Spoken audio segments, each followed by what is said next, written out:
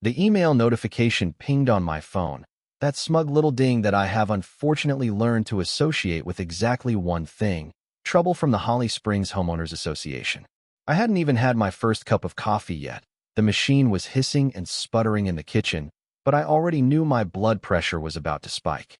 I slid the phone off the counter, squinting against the morning light, and there it was, a subject line that read, "Urgent Community Update. GNOME Harmonization Initiative." I kid you not. GNOME harmonization. My eye actually started to twitch, a physical reaction to the sheer stupidity I was about to read. My cat, Schrödinger, don't ask, it involves a cardboard box and a long-standing debate about whether he's actually hungry or just bored, blinked at me from his perch on a stack of server manuals as if to say, "You know you shouldn't open that." But I did. I clicked it open, and there, pinned by our esteemed HOA president, Brenda Witherbottom, a woman whose spirit animal is undoubtedly a particularly officious garden slug, was a declaration of war. It stated that all lawn gnomes were henceforth restricted to a maximum height of 12 inches to preserve the aesthetic uniformity and serene character of our beloved community.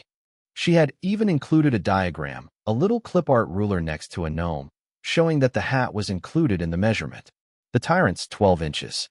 My prize gnome, General Patton, a stoic fellow with a fishing rod and an impressively stern glare that I'd inherited from my eccentric Aunt Mildred, stood a proud 18 inches tall. This was an outrage. This was personal. But honestly, this was just a Tuesday for Brenda. "They've gone too far this time, Schrödinger," I muttered, tossing the phone onto the couch. My name is Mikey, by the way. And yes, I live in the heart of suburbia, where the lawns are manicured to within an inch of their lives and the houses are painted in 50 shades of beige. But my little slice of suburban paradise holds a secret, something that drives Brenda absolutely up the wall. Currently parked in my generously proportioned and entirely HOA-compliant driveway sits Bessie. Bessie is a 35-foot X-News van that I converted into a mobile command bus. Think less creepy white van down by the river, and more if Batman had a baby with a NASA satellite truck. She's got enough antennas on her roof to pick up broadcasts from Alpha Centauri, a diesel generator that could power a small field hospital, and enough computing power inside to mine crypto while simulating the weather. I bought her at a government auction with the rationale of emergency preparedness and extreme tailgating. But Brenda's rationale for hating her is simply that she exists. She once tried to find me because Bessie's shadow apparently fell onto her prize-winning petunias for an unacceptable duration of the afternoon. I was standing there in the kitchen, waiting for the coffee machine to finally cough up its black gold, contemplating the coming gnome apocalypse, when I noticed something odd. The little blue light on my router, the one that signifies a happy connection to the outside world, was dead. It wasn't blinking, it wasn't orange, it was just dark. Huh. I sighed, tapping the router. Probably squirrels again. We have aggressive squirrels in Holly Springs, the kind that treat power lines like chew toys. I pulled out my phone to check the outage map, but the Wi-Fi icon was stubbornly gray, and my LTE bars were non-existent, which was weird because we have a tower 2 miles away. Annoying, very annoying, especially since I had code to debug for a personal project, a home automation system designed to eventually allow me to control every appliance in the house via voice command, ideally including a robotic arm to fend off solicitors. I ambled to the front window, coffee mug in hand, peering out through the blinds. The street looked normal enough. Mrs. Henderson was walking her yappy poodle. Mr. Grumbles next door was meticulously edging his lawn with what looked like surgical scissors. Everything was peaceful. And then I saw her, Brenda Witherbottom. She was standing near the green utility box at the edge of her property line, the critical junction point that I happened to know housed the main fiber optic trunk for our entire block.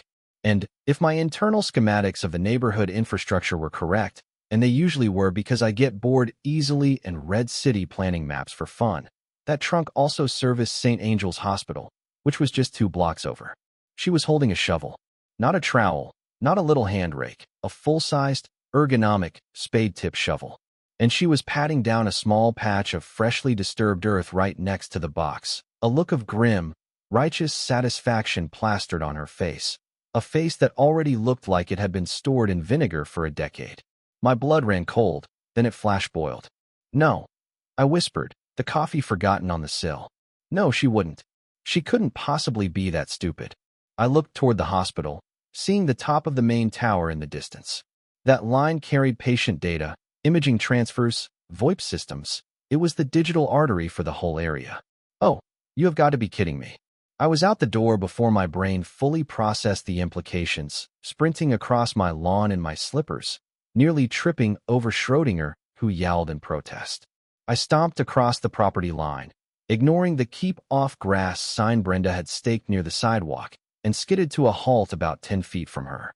"Brenda," I shouted, trying to keep my voice from hitting that pitch only dogs can hear.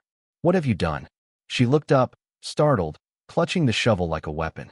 She drew herself up to her full 5'0" height, adjusting her floral gardening gloves. "Michael," she sniffed, looking at my slippers with disdain. "Lower your voice. People are trying to enjoy their morning." "I don't care about the morning, Brenda. I care about the utility box," I said, pointing a trembling finger at the green metal casing and the fresh dirt. "Why were you digging there?" She let out a huff, brushing a stray lock of hair from her face. "I was merely attending to my landscaping. This unsightly cabling," she gestured vaguely with the shovel, "was clearly encroaching on my property line. It was interfering with my azalea's root systems. And besides, I read an article on a wellness blog that said the electromagnetic frequencies from these cables can cause anxiety in plants. My prize-winning azaleas have been looking droopy, and I simply couldn't have that." I stared at her. I blinked. I stared some more. My brain was trying to process the sheer density of the ignorance I was witnessing. "Electromagnetic frequencies?" I choked out. "Brenda, that is fiber optic cable. It carries light. Literally pulses of light. Like a lamp. Are your azaleas afraid of the dark? Do they need a nightlight? And even if they were copper wires, you can't just take a shovel to public infrastructure because your bushes are sad." "Don't be facetious, Michael," she snapped, digging the shovel into the ground again to smooth out a lump. "My property values are at stake. These azaleas are nationally ranked." I simply severed the intrusion. Problem solved. Severed. I felt the color draining from my face. "Brenda, you didn't just cut a cable. That is the main trunk line. That feeds the hospital. St. Angel's, where they do surgery, where people are on life support. You just cut them off from the world." She waved a hand dismissively. "Oh, don't be dramatic. Hospitals have generators. Besides, they should have considered the aesthetic impact on the community before laying their precious wires so close to my garden." I felt a strange calm descend over me, the kind of calm that precedes either enlightenment or a felony. I looked at the utility box, I looked at Brenda, and I realized arguing was useless. She was a black hole of logic. Nothing could escape her density. But I had a solution. A very specific, very large, very noisy solution currently parked in my driveway. "Brenda," I said, my voice dangerously soft, "you have absolutely no idea what you've just unleashed." I turned on my heel and sprinted back to my house, ignoring her sputtering about my audacity. As I neared the driveway, I pulled the heavy-duty keychain remote from my pocket and hit the oversized red button. There was a satisfying clunk hiss as the pneumatic locks on Bessie disengaged. I vaulted up the steps into the interior. It always smelled like ozone and stale coffee in there, the smell of productivity. I slid into the pilot's seat, a comfortable air ride captain's chair salvaged from a long-haul truck, and began flipping switches. "All right, Bessie," I murmured, hands flying across the console which looked less like a dashboard and more like the cockpit of the space shuttle. "Time to earn your keep. Operation Unbork the Neighborhood is a go." I hit the ignition for the auxiliary generator. It coughed once, then rumbled to life with a deep thrum that vibrated through the floorboards. Outside, I heard the pneumatic hiss of the hydraulic stabilizers deploying, leveling the bus on the driveway. On the roof, the massive 2.4-meter satellite dish began its graceful unfolding sequence, motors whirring as it oriented itself toward the geostationary bird 20,000 miles above the equator. Inside, banks of monitors flickered to life. Diagnostic screens, network maps, spectrum analyzers. The hum of the cooling fans for the server racks in the back joined the chorus. 3 minutes. That's all it took. From Brenda, the cable slayer, to Bessie, the digital avenger. I pulled up my primary comm system. First call, the ISP. Getting through to a telecom giant's customer service is usually a descent into madness, but Bessie had connections. I bypassed the public numbers and routed a call directly to the Network Operations Center using a priority line I had acquired after helping a network engineer recover a lost crypto wallet a few years back. NOC, Henderson speaking, a bored voice answered. Henderson, this is Mikey from Holly Springs. Listen to me carefully. Your main fiber trunk on Elm Street has been manually decommissioned by a local resident with a shovel and a profound misunderstanding of physics. There was a silence on the line. Manually decommissioned? You mean someone dug it up? I mean she went Friday the 13th on it because she thought the internet was making her flowers sad. The hospital is dark, Henderson. You need to roll a truck, like yesterday. St. Angel's? I heard the typing start, frantic and loud. Oh God, we're seeing the alarms now. Massive outage. But Mikey, our crews are tied up with that storm damage in West County. We're looking at 4 hours minimum, maybe 6. 4 hours. I looked at the clock. They don't have 4 hours. All right, Henderson, log the ticket, get the truck moving, but I'm going to try a patch. Next call, St. Angel's IT department. I found the direct line in Bessie's database. St. Angel's IT, this is Dave. A voice answered, sounding high-pitched and on the verge of hyperventilating. Dave, this is Mikey. I'm a neighbor 2 blocks over. I know why you're down. The fiber got cut. I'm currently spinning up a mobile command unit with a Ku-band satellite uplink. I can beam you a temporary connection if you have a receiver or a clear line of sight to Maple Drive. A bus. Dave stammered. Who is this? Less questions, more routing, Dave. I've got a broadcast-grade uplink that can handle your critical traffic. Give me your rooftop coordinates. We're going to bridge this. Dave, bless his panicked heart, didn't argue. He rattled off the coordinates. I swiveled my chair, manipulating the joystick for the main dish, watching the signal strength meter climb. Locked on, I said. Initiating handshake. You should see a new gateway availability in about 10 seconds. I watched the screens. Red lights turned amber, then, beautifully, solid green. Data started flowing. It wasn't the full gigabit speed of the fiber, but it was enough to get their records and VoIP systems back online. We're up, Dave shouted in my ear. I see traffic. Oh man, you are a lifesaver. Who are you again? Just a guy with a bus, Dave. Just a guy with a bus. But the drama was far from over. Through Bessie's reinforced windshield, I saw the flashing lights. The police had arrived. Not 1 car, but 2. Neighbors were spilling out of their houses now, drawn by the noise of the generator and the sheer spectacle of my driveway, turning into NASA mission control. I stepped out of the bus, adjusting my headset, just as Officers Miller and Rodriguez walked up. Miller looked weary, the look of a man who just wanted to make it to retirement. Rodriguez looked sharp, skeptical, eyeing the massive satellite dish on my roof. And then there was Brenda. She had marched over to the officers, phone out, recording them, shrieking at the top of her lungs. Officers, arrest him. He's running an illegal commercial enterprise. That vehicle violates 17 different bylaws regarding size, weight, and aesthetic harmony. And he's blaming me for his own vandalism. I walked down the driveway, hands raised calmly. Officers, good morning.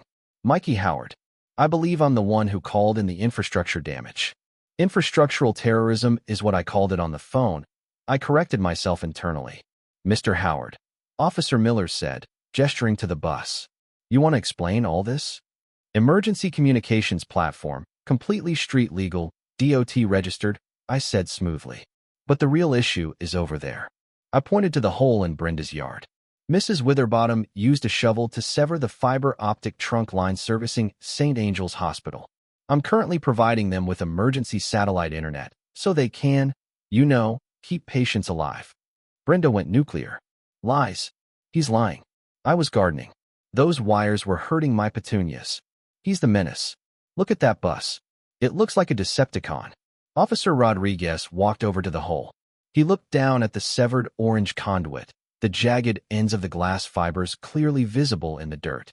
He looked at the shovel still sticking out of the ground next to it. He looked at Brenda. Ma'am, Rodriguez said, his voice hard. Did you dig this hole? I was maintaining my property, she screamed. I have rights. You damaged public utility infrastructure, Rodriguez said, reaching for his handcuffs. That's a felony, ma'am. Especially since it services a hospital. We're going to need you to come with us. Brenda's jaw dropped. Me? But he's the one with the war machine in his driveway. The next 5 minutes were a blur of Brenda resisting arrest, screaming about her lawyer, the mayor, and the United Nations, before being unceremoniously placed in the back of the cruiser. As they drove her away, a spontaneous ripple of applause broke out among the neighbors. Even Mrs. Henderson gave a little fist pump. But my work wasn't done. The internet was patched, but not fixed. The ISP crew was still hours away. I needed a permanent solution, and I didn't trust the corporate timeline. I went back into Bessie and pulled up my contact list for in case of emergency contractors. I needed someone who could splice fiber, someone who didn't ask questions, someone who worked fast. I called Lightning Fast Telecom. No answer. I called Apex Comms. Booked solid. Then I scrolled down to Gus and Earl's expert wiring and occasional exorcisms. I dialed. A gruff voice answered on the second ring. Gus. Gus, it's Mikey. I got a situation. Severed trunk line. HOA Karen with a shovel. Hospital is running on my satellite. I need a fusion splice, and I need it now. There was a pause, a sound of a lit match, and an exhale. Shovel, huh? Amateur. We just finished wrestling a data line out of a possessed photocopier. We're 20 minutes out. Earl's bringing the good splicer. Have coffee ready. You're a saint, Gus. I'm expensive, Mikey. See you soon. 20 minutes later, a beat-up utility van that looked like it had survived a few demolition derbies rumbled onto the street. Gus was built like a vending machine. Earl was a wiry little guy who vibrated with caffeine energy. They took one look at Bessie, whistled in appreciation, and got to work. I deployed Bessie's external floodlights, 50,000 lumens of daylight-balanced LEDs, illuminating the workspace like a stadium. It turned the repair into a spectator sport. I sat in the bus, monitoring the signal integrity on the splice machine via a remote link, calling out decibel loss readings over the PA system to Gus. Splice 3 looks good, Gus. 0.02 dB loss. Clean. Copy that, Mikey. Gus shouted back, his hands moving with surgical precision over the microscopic glass strands. It took 4 hours. 4 hours of painstaking work, stripping, cleaning, cleaving, and fusing 144 strands of fiber. The sun went down, the floodlights hummed, and the neighbors brought out lawn chairs. Mrs. Periwinkle brought cookies. It was like a block party, centered around infrastructure repair. Finally, Gus stood up and wiped his brow. That's the last one. Light it up. I keyed the mic to the hospital. Dave, get ready to switch back to primary. Dropping the satellite link in 3, 2, 1. I cut the satellite feed. I watched the network monitors. For a second, everything went red. Then, boom. Solid green across the board. The latency dropped to single digits. We are live. Dave screamed in my ear. We're back on hardline. Mikey, I could kiss you. Please don't, Dave. Just pay the invoice when I send it. I went outside. Gus and Earl were packing up. I transferred a payment to them right there on the spot, double their rate, plus a combat pay bonus. Pleasure doing business, Gus grunted. Nice bus. You should mount a turret on it. For the squirrels. I'm considering it, I said. The police came back later that night to take my statement.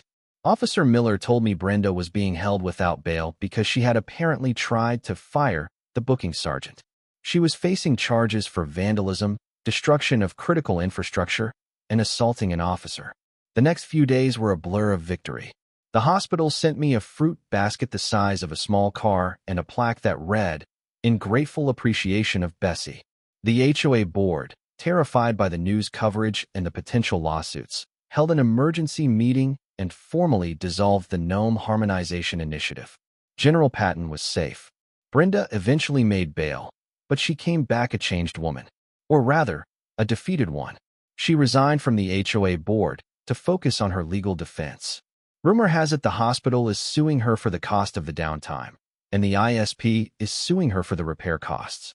Her house is quietly up for sale. Life on Maple Drive returned to normal. Well, normal-ish.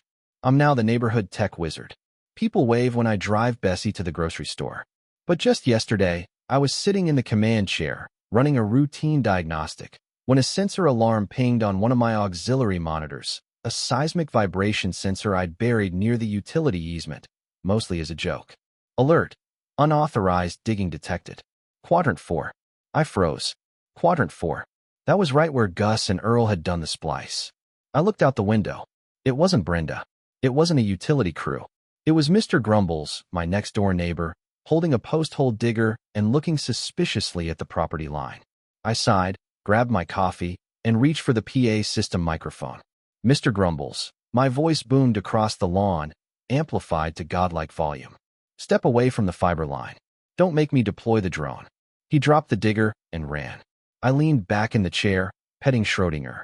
Eternal vigilance, my friends. That is the price of high-speed internet. But as long as I have Bessie, this neighborhood is safe from its own stupidity. And if you're listening to this, remember, before you dig, call 811. Or at least check if your neighbor has a mobile command center pointed at your house. Thanks for watching. If you like this story of petty revenge and high-tech justice, hit that like button and subscribe. And let me know in the comments, what's the craziest thing your HOA has ever tried to ban? I'll be reading. Stay online, everyone.